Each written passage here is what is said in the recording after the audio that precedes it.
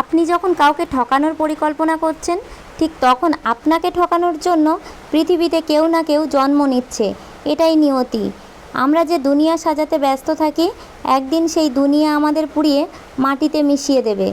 বেঈমান কখনো অনুতপ্ত হয় না, স্বার্থপর কখনো কৃতজ্ঞতা স্বীকার করে না, আর সুবিধাবাদী কখনো কারোর আপন হয় না। এখনকার দিনে মানুষের টাকার উপর নির্ভর করে তার সম্মান ও ভালোবাসা। স্বামী যখন মনে করবে আমার স্ত্রী সেরা, আর স্ত্রী যখন মনে করবে তার স্বামী সেরা, তখন ওই পরিবারে শান্তি নেমে আসবে।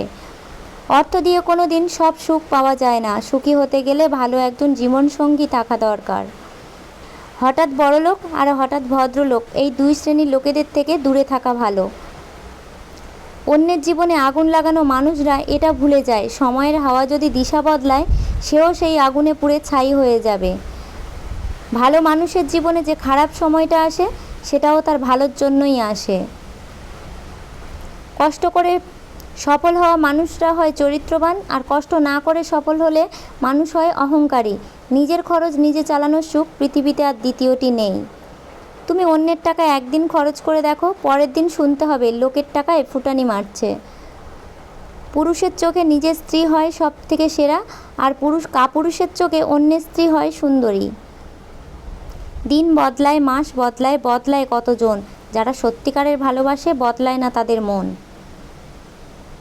টাকা পুরুষের একমাত্র দামি পারফিউম, যা শুধু নারীকেই নয়, আশেপাশে মানুষকে আকর্ষণের কেন্দ্রবিন্দুতে রাখতে পারে।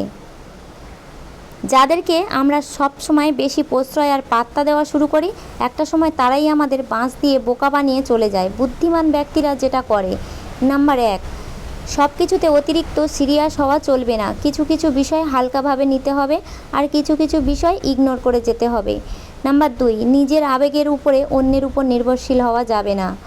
নাম্বার 3, মন থেকে অহংকার, হিংসা, লোভ থেকে দূরে থাকতে হবে। নাম্বার 4, যে আপনার ভালো চায়, আপনাকে ভালো কাজের উৎসাহিত করে, এমন মানুষের সাথে মিশতে হবে।